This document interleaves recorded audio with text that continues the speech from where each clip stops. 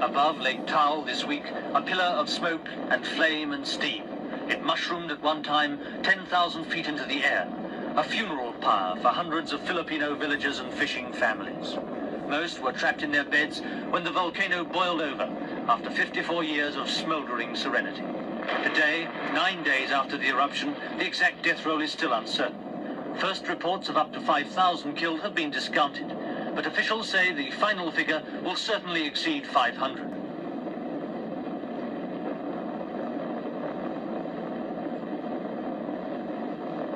Its setting had become a tourist paradise. For half a century, it had lived down its sinister history, until last week. Ta al Island now has become a desert, covered by some 9 inches of ash, thrown up by the volcano, still rumbling 3 days after its first major explosion. The eruption of the volcano came as a complete surprise. Volcano experts have been over onto this island as shortly as 2 weeks before the explosion. They predicted that it was completely safe for the 4,000 inhabitants of the island. When the volcano went off at 2 o'clock in the morning of last Monday, it came with complete surprise. There were no preliminary rumbles. No warning at all was given to the people who lived here. Within 3 hours, it's estimated that some 500 people had died. Much of the island died with them. Beneath the rain of white-hot ash, trees became petrified. Mud and ash lay 10 feet deep in places. Cattle struggle out of it, only to be suffocated by sulfur fumes. Behind them, the human survivors left devastation and memories of the warning that was ignored. The experts had told them it was safe to stay, but when the August danger signals appeared, relatives on the mainland appealed to the people of Ta al to leave. They said no, it was time to bring the rice in. They would wait for the first rumble. When it came, it caught them sleeping, and there is no rice to harvest on Ta al today. Some villages were engulfed by the blanket of lava and ash.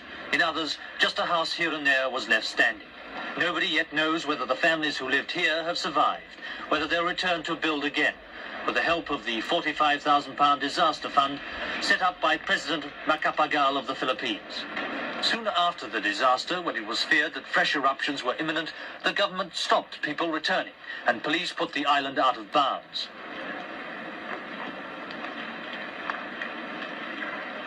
But some defied the order and the still smoking volcano, seeking to salvage what they could from their shattered homes.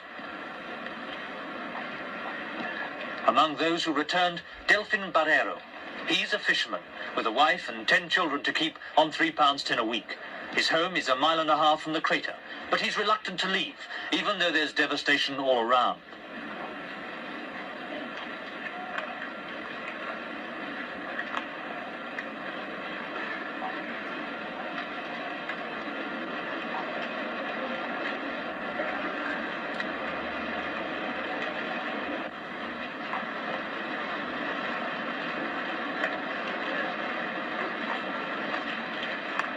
Others were happier to get away from it all, even if some boatmen did cash in on the tragedy and demand £5 a head for the brief voyage to the mainland and safety.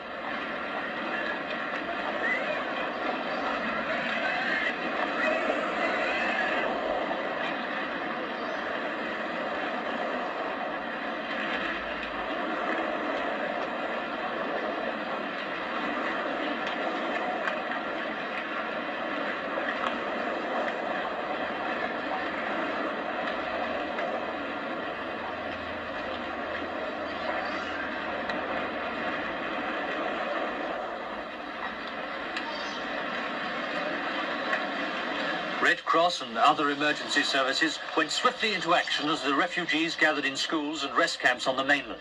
But this week came signs of unrest over the way the operation was being handled. The complaint, no real coordination of the various private and official efforts.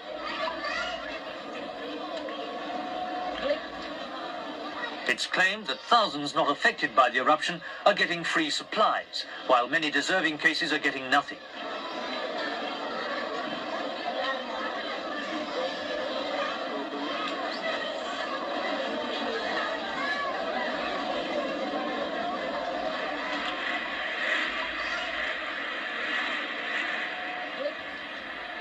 While some survivors waited patiently for their rations, others told their stories to Gerald Seymour.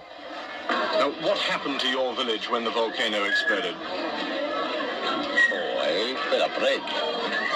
and I'm shooting very far, very loud. I say to my neighbor, wake up, there's the volcano erupted. Then when morning came, I see my home, my house, my animal, and also my plant. What had happened to your horses and your animals? My animals are all died, and my plant they are destroyed. Now, what happened when you ran away from your house? Was there much mud falling, many rocks? Yes, sir. Like made of graba, then floods, then that mud, then rain. The thunder and lightning were our alarms during that time. How did you manage to leave the island? Oh, how? We ran and ran. Were many people killed in your village? Yes, sir. Like in our neighbor barrio, there are some who are near the river, so they rode in a boat, and by means of two boats they ride, and because of because they are overloaded, the boat was drowned into the river, so some of them died. Well, what did you do then? How did you escape from your village? Our village was not in the river, so we are only in the valley, so we come here by means of walking. How far did you have to walk? Maybe 10 kilometers. Do you think the volcano will erupt again? Maybe we cannot tell that because only God can determine when it will erupt again. Only God can determine, says Consorcia Mendoza. And until Providence decides the next move in their broken lives, the refugees wait in the schoolhouse at Ta al with troops on hand to keep order.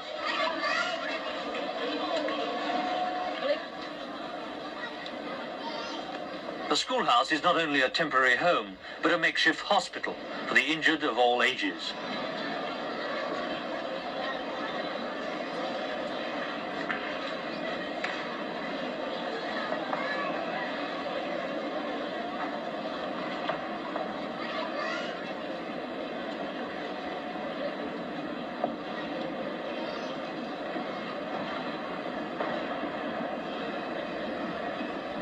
The children who were sleeping when Mount Ta al exploded and were snatched to safety by their parents sleep on beside the lake.